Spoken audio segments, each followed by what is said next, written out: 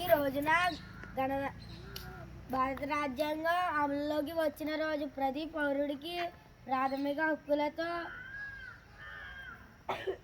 సాధికారత కల్పిస్తుంది.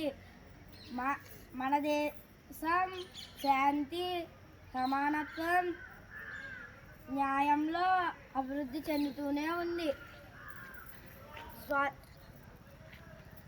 గణతంత్ర దినోత్సవం కేవలం గతాన్ని తిరిగి చూడటమే కాదు, భవిష్యత్తును ఊహించడం కూడా. స్వాతంత్రం సాధించడం నుంచి వేగంగా అభివృద్ధి చెందుతున్న ఆర్థిక వ్యవస్థలో ఒకటిగా మారడం వరకు భారతదేశం అద్భుతమైన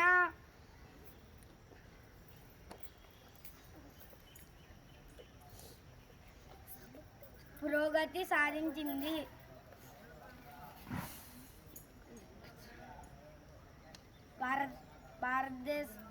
మన దేశం యొక్క నిరంతర విజయానికి, అభివృద్ధికి తోడ్పడతామని ప్రతిజ్ఞ చేద్దాం. జై హింద్.